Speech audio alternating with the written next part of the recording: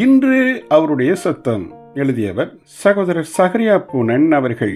நாள் நவம்பர் 30.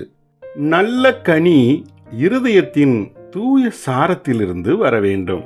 நல்ல கனிகளை கொடுக்க வேண்டும் என்பதற்காக முட்புதரில் திராட்சை பழங்களை தொங்கவிடலாமோ? மத்தேயு 7ஆம் அதிகாரம் 17வது வசனம். ஆம், நல்ல கனிகளை நாம முயற்சி செய்து ஒரு காலம் அதை உற்பத்தி செய்துவிட முடியாது. ஒரு மாமரம் தானாக உற்பத்தி செய்த மாம்பழங்களை தொங்கவிட்டுக் கொள்கிறது? இல்லவே இல்லை. நல்ல மாம்பழங்கள் மரத்தின் ஜீவனிலிருந்து உருவானதே ஆகும்.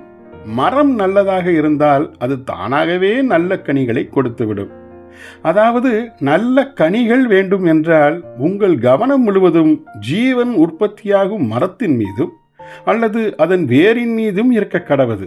மரத்தின் வேர் போன்று இருக்கும் உங்களின் அந்தரங்க மனநோக்கம் தீயதாயிருந்தால், அதாவது மெய்யாய் மனம் திரும்பாமலும் நேர்மையாய் ஒப்புரவாகாமலும் சுத்த மனசாட்சி இல்லாமலும் இருந்தால், நீங்கள் எவ்வளவுதான் மாம்பழங்களை அங்குமிங்கும் தொங்கவிட்டு மனுஷருக்கு ஒரு வெளித்தோற்றத்தை கொடுத்து கவர்ச்சித்தாலும் அது ஏமாற்று வஞ்சகமே ஆகும்.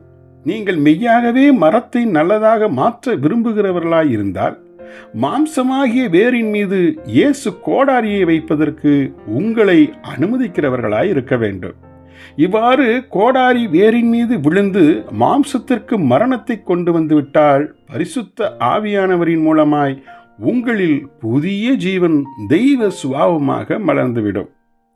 ஒரு உண்மையான தீர்க்கதரிசி அடையாளம் காண்பதற்கு அவருடைய ஜீவியமாகிய கனிகளை வைத்துத்தான் அடையாளம் காண வேண்டும் என இயேசு தெளிவாக போதித்தார்.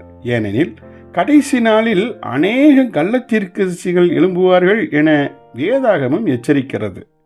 இன்று நாம் இக்கடைசி நாட்களின் ஓரத்தில் தான் நின்று கொண்டிருக்கிறோம். இக்காலத்தில் வாழும் கள்ளத்தீர்க்கதரிசிகளை சரியாய் பகுத்தறிய வேண்டியது மிகவும் அவசியமாய் இருக்கிறது. நல்ல இருதயம், நல்ல கனி நம் பிரதானமாகட்டும். ஜெபிப்போமா? எங்கள் பரலோக தந்தையே, வெளித்தோற்றத்தில் மாறும் ஜீவியம் அல்ல, இருதய அந்தரங்கத்தின் தூய்மையிலிருந்து விளைந்திடும் நல்ல கனி எங்கள் வாழ்வில் பெருகிட கிருபை தாரும். ஆமேன்.